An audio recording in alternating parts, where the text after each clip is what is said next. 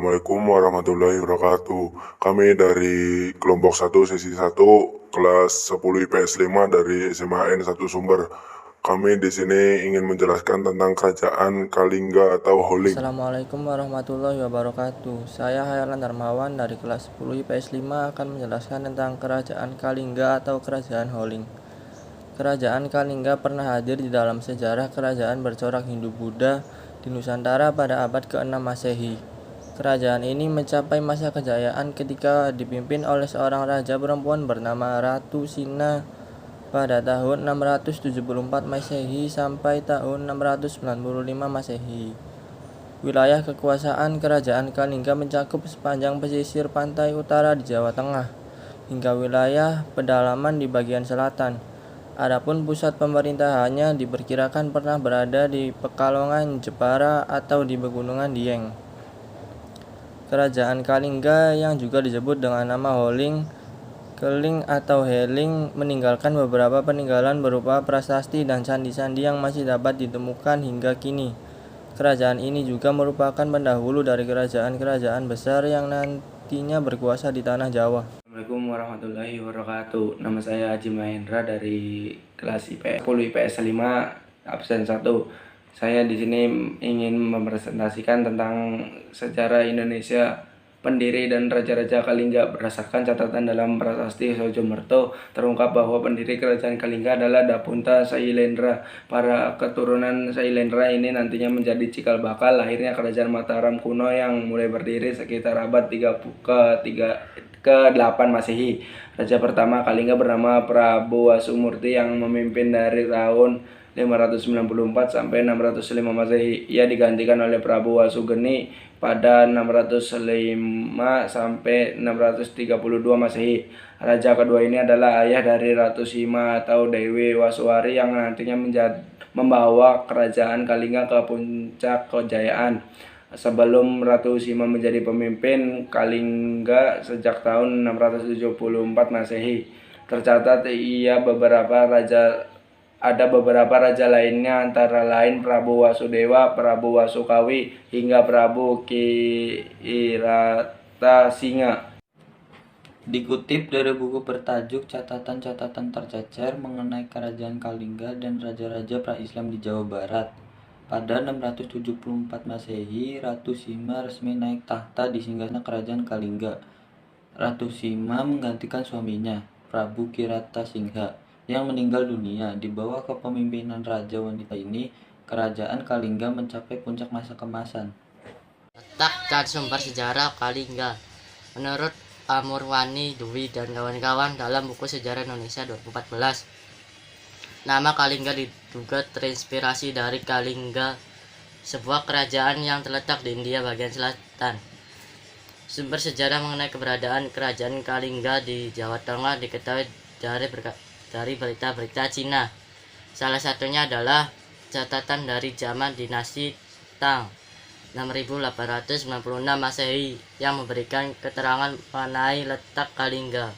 Disebutkan Kalingga terletak di sebelah barat Poli Bali, di sebelah timur Topeng Teng diidentifikasi sebagai Sumatera, di bagian utaranya terdapat China, Kamboja, dan dibatasi oleh lautan. Ada pula catatan dari seorang pengelana asal Cina bernama Yixing. Pada abad ke-7, tulisan Kalingga pernah menjadi pusat pengajaran agama Buddha Hinayana dengan pendetanya yang bernama Huining. Terkait lokasi kota Pekalongan sebagai salah satu bagian dari wilayah kerajaan Kalingga termuat dari catatan Cheng Ho, seorang panglima asal dinasti Ming. Armada dipimpin oleh Cheng Ho singgah di suatu wilayah bernama Po Chung Hung atau yang kemudian diidentifikasi sebagai Pekalongan, salah satu kota di pesisir utara Jawa Tengah. Masa kejayaan Kerajaan Kalingga terjadi pada era kepemimpinan Ratu Salma yang mulai bertahta pada 574 Masehi. Kata itu, kerajaan sehingga mencapai kemajuan di berbagai bidang termasuk ekonomi, militer, agama, perdagangan, pertanian, dan lainnya. Bahkan kerajaan Kalingga kala itu sudah sudah menjalin relasi perdagangan dengan Cina. Kemajuan Kalingga di sektor pemasaran ditopang dengan keberadaan pelabuhan terbesarnya yang berada di Pekalongan. Menurut informasi dan kawan-kawan dalam komuniti Charger, tradisi pemikiran Islam di Jawa 2006 sampai 36 pelabuhan Pekalongan sangat penting bagi kerajaan, sehingga untuk menggeser hegemoni kerajaan Tarumanegara yang kala itu sedang diambang keruntuhan. Sang pemimpin Ratu Sima dikenal sebagai sosok pemimpin yang tegas dan tidak pernah mundur. Dalam suatu cerita dikisahkan sang ratu bahkan pernah menghukum putranya sendiri, yakni Pangeran Narayana, karena dianggap telah melakukan pelanggaran berat. Ratu Sima memerintah kerajaan Kalingga selama 21 tahun. Semasa periode itu, Kalingga menjadi satu-satunya kerajaan besar di Jawa bagian tengah, sekaligus penguasa pesisir pantai utara. Kendati tegas, Ratu Sima juga dikenal sebagai sosok yang menghormati perbedaan kerajaan Kalingga, mengayomi pemeluk agama lain, termasuk Buddha dan orang-orang Islam dari Timur Tengah yang datang untuk berdagang. Saya akan melanjutkan penjelasan tentang kejayaan dan keruntuhan kerajaan Kalingga. Sepeninggalan Ratu Sima yang wafat pada 695 Masehi mulai melemah dan akhirnya runtuh pada 752 Masehi. Berdasarkan catatan Antun Wilaksono dalam Kebudayaan dan Kerajaan Hindu Buddha di Indonesia pada tahun 2018, salah satu penyebab keruntuhan kerajaan Kalingga adalah serangan dari kerajaan Sriwijaya. Penerus Kalingga adalah kerajaan Medang yang berpusat di wilayah yang saat ini dikenal dengan nama Yogyakarta.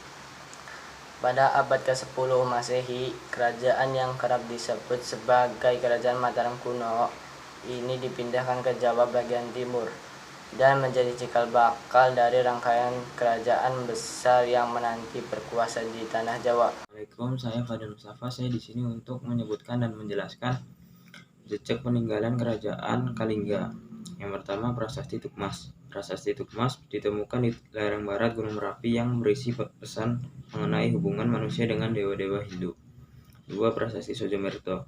Prasasti Sojomerto ditemukan di desa Sojomerto, Jawa Tengah dan bertuliskan silsilah keluarga Dapunta Selendra sebagai tokoh pencetus kerajaan Kalingga.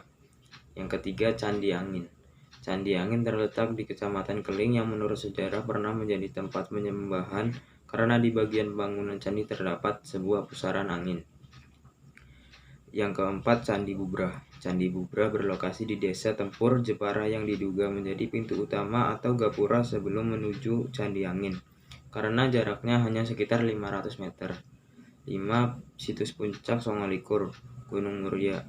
Puncak Songolikur adalah puncak tertinggi Gunung Muria di Jawa Tengah. Peninggalan Kerajaan Kalingga. Di sana ditemukan banyak arka dan tempat pemujaan.